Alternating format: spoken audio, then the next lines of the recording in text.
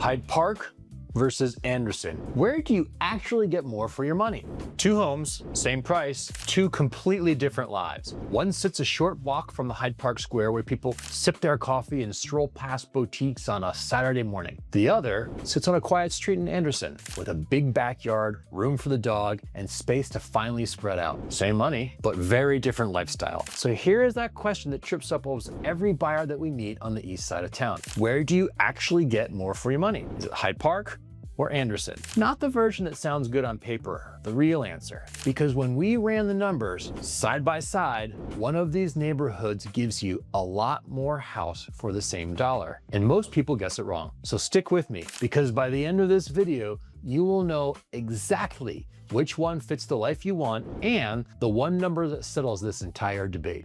Hi, I'm Peter Chabris with the Chabris Group right here in Cincinnati. And last year, our sales team closed 613 transactions across the city, so we are not guessing here. We have walked buyers through both of these neighborhoods a lot. We have sat at a lot of these kitchen tables, and we have written a lot of offers in both of these neighborhoods. We have seen what people fall in love with, and we have seen what people wind up regretting. So if you're trying to figure out where to land in this city, go ahead and hit the subscribe button, because breaking Cincinnati down neighborhood by neighborhood is exactly what we do here. Oh, and watch till the end, because we are saving the number that surprises almost everybody for late in the video. It's the one figure that flips completely how you think about the word expensive. And once you see it, you can't unsee it. So let's get into this. Number one, let's meet the matchup, Hyde Park and Anderson at a glance. So before we talk about money, let's meet these two neighborhoods because they have very different personalities. Hyde Park is a classic walkable old Cincinnati charmer, right? Picture tree-lined streets, brick homes with real history, and of course Hyde Park Square, where you can walk to dinner, walk to a coffee shop, and walk the dog past the fountain. When we have spent real time there, the feeling is easy to describe. It feels like a small town living inside a big city. Now, Anderson is very different, and that is really kind of the whole point, right? It is a suburban township on the east side of town known for space, quiet streets, and a strong sense of family life. Bigger yards, more elbow room.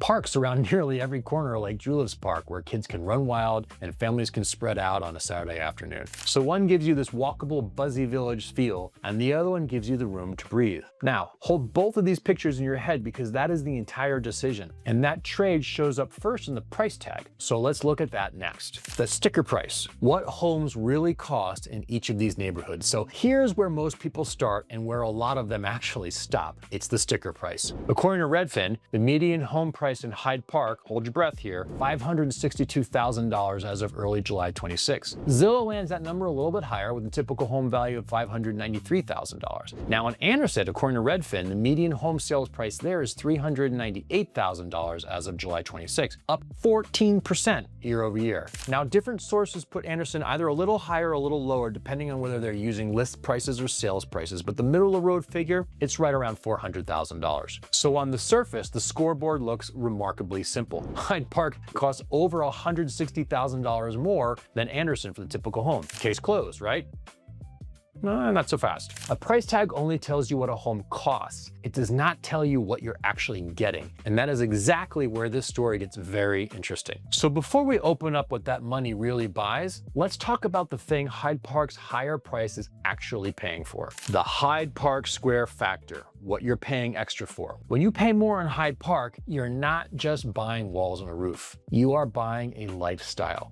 And it's a good one. You're buying walkability. You're buying the freedom to leave your car at home on a Saturday and stroll to brunch, right? To the wine shop, maybe even a little ice cream at Grader's. You're buying charm. Charm you simply cannot build new, like original hardwood floors, tall ceilings, those front porches that are made for waving at your neighbors. Having worked with buyers all over this area, we can tell you that people who fall for Hyde Park are usually chasing a feeling. They want to walk to life. They want the energy of the Hyde Park Square. They want a home that has a story behind it. And for the right person, that is worth every extra dollar. But here's the honest trade. That charm often comes in a smaller footprint. These are older homes, tighter lots, less square footage for your money. Parking your new SUV in an older Hyde Park garage, that's going to be a challenge. So you're paying a premium. You're paying that premium for location and for character and lifestyle, not size. Which raises a fair question. If Hyde Park is charging for the walkable life, what exactly is Anderson Anderson charging for? Give us one quick second and I'll get right to that. Quick check-in. We've covered the two personalities and their commensurate sticker prices. And do you remember that number that I teased at the beginning of the video? It's coming up next. And it's the one that makes people completely rethink which neighborhood is really the expensive one. But if you're actually planning a move to Cincinnati, or even if you're just thinking about moving across town, do yourself a favor first. Grab our free Cincinnati relocation guide. The link's in the description, or you can scan the QR code on your screen right now. It's going to break down neighborhoods, it's going to break down schools, and what your budget really gets you so that you can house hunt like a local instead of a tourist.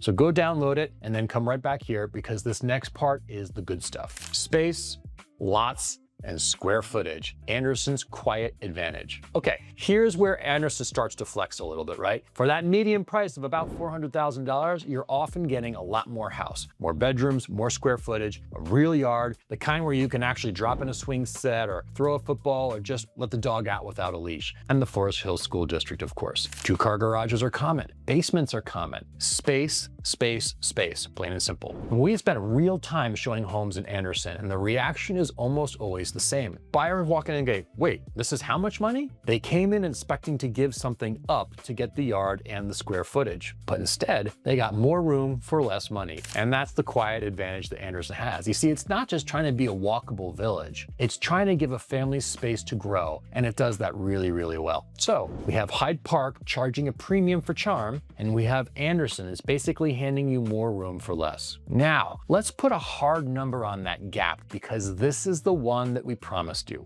The number that settles it, price per square foot. Here it is, the stat that flips the whole debate. Forget the sticker price for a second, and let's look at what you're actually paying per square foot, because that is the truest measure of more for your money. According to Redfin, homes in Hyde Park run for about $312 per square foot. In Anderson, that number drops to $206 a square foot. Just sit with that for a second. In Anderson, your dollar stretches about 34% further. Put another way, the same money buys you a meaningfully bigger home in Anderson than it ever would in Hyde Park. So when someone tells you Hyde Park is expensive and that Anderson is affordable, they're only half right. Hyde Park costs more per square foot because you are paying for the walkable location and the historic charm. Anderson costs less per square foot because you're paying mostly for the house itself and the land that it sits on. Neither one is a ripoff. They're actually just selling two completely different things. And there's a bonus that most people miss entirely. Anderson Township has no city income tax, which can quietly put real money in your back pocket every single year, compared to living in the city where you're gonna pay that city limit tax. So if pure space per dollar is your goal, Anderson wins, and it's not even close. But money, of course, is only part of the story, so let's talk about the part that shapes your daily life for years to come. Schools, commutes, and resale, the long game. So for many buyers, this is the real tiebreaker. Anderson is served by the Forest Hills School District, which is considered one of the biggest reasons that families plant roots there. Strong schools tend to hold home values steady, even when the market cools off. So that is resale protection built right into your address. Hyde Park sits within the Cincinnati Public School District and has some real gems in it, plus popular private options and some highly rated magnet schools nearby. Plenty of Hyde Park families love their choices. It's just a little more complicated to figure out the school solution in Hyde Park.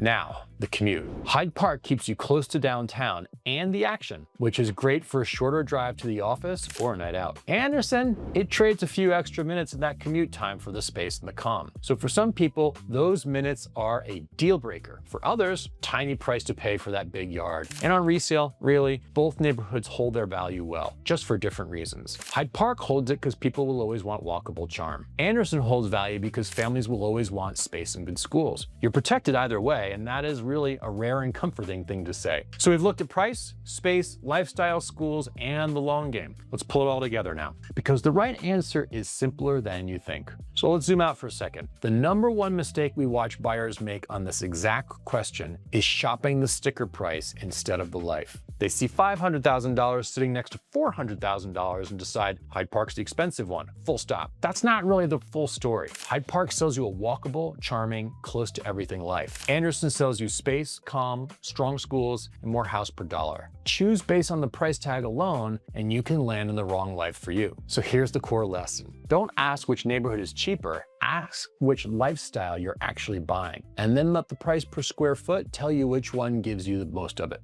And here's one easy, low-pressure thing that you can do this week. Pick the neighborhood that you have never really explored, the one you have no strong opinion about. Go spend a Saturday there. Walk Hyde Park Square, grab a coffee, or drive out to Anderson and sit in one of those parks for a while. You will feel the answer before you can even explain it. Because the truth is, the right choice here is not really about a house. It's actually about the mornings that you want, the drive that you want, and the yard or the sidewalk that your kids want to grow up on. You get that part right, you're not just buying a home. You're buying all the years that you will spend inside of it. So if you're weighing Hyde Park against Anderson, or frankly, any two Cincinnati neighborhoods, please don't do it alone. Our team does exactly this every single day. We'll walk you through both areas with you. We'll run the numbers for your budget and help you land in the right one that fits your life, not just your spreadsheet. So please reach out to us anytime and schedule a call with us. We would love to help you find the right home and the right lifestyle. And if you want to see what all this money actually looks like in real houses, watch this next video. What does $700,000 get you living in Cincinnati, Ohio? I'll take you inside real homes at that price all across the city so you can see exactly what your dollar buys.